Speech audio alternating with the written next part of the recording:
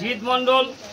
নিজের জন্মদিন উপলক্ষে এক বিশেষ উদ্যোগ ঋতৃষ্ণাসার। ঋতৃষ্ণাদার 20তম জন্মদিন উপলক্ষে সমাজে পিছিয়ে পড়া ছোট ছোট ছেলেমেয়েদের বস্ত্র তুলে দিলেন তিনি। বুধবার কোচবিহারের আস্থা ফাউন্ডেশনের কার্যালয়ে 25 জন শিশুদের সাথে নিয়ে নিজের জন্মদিন উপলক্ষে বস্ত্র তুলে দিলেন তিনি ও পাশাপাশি পরিবেশের ভারসাম্য রক্ষার তাগিদে সকলের হাতে একটি করে চারা গাছ তুলে দিলেন। এদিন এই কর্মসূচিতে উপস্থিত ছিলেন বিশিষ্ট সমাজসেবী তথা শিক্ষক বিপ্লব তালুকদার, আস্থা ফাউন্ডেশনের কর্ণধার শঙ্কর রায়।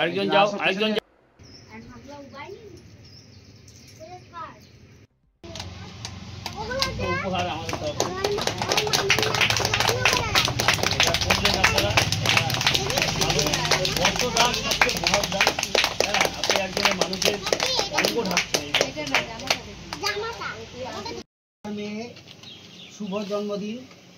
আজকের এই দিনে তিনি এবং তার পরিবারের সকলকে নিয়ে এসে কোচবিহার আস্থা ফাউন্ডেশনের ব্যবস্থাপনায় অনেকগুলো বাচ্চাদেরকে শারদীয়ার প্রাককালে নতুন বস্ত্র উপহার দিলেন।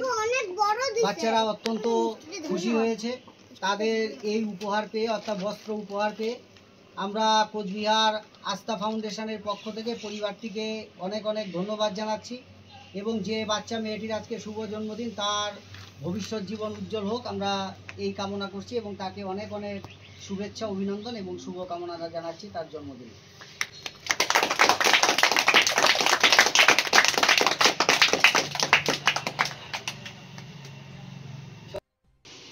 আজকে কততম জন্মদিন পালন হলো? 20। কি নাম তোমার? এই জন্মদিন উপলক্ষে ছোট ছোট ভাই বোনদের যে জামা দিল কেমন লাগলো? এইভাবে কি প্রতি বছরই করা হয়? প্রথম ছিল। এই পরবর্তীতেও কি করার ইচ্ছা আছে এই ধরনের?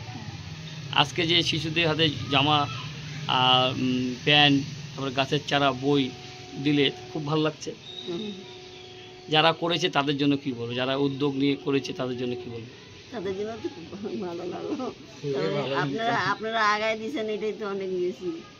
আপনারা আগায় করলেন, সেটাই সবচেয়ে বেশি। যাদের অঙ্গে কাপড় নাই ওদেরকে তো দেওয়া লাগে, এটাই সবচেয়ে খুব ভালো লাগলো। হ্যাঁ, পুজোর ঘন্টা অর্থাৎ পুজো যে মরশুম, সেই মরশুম শুরু হয়ে গেছে।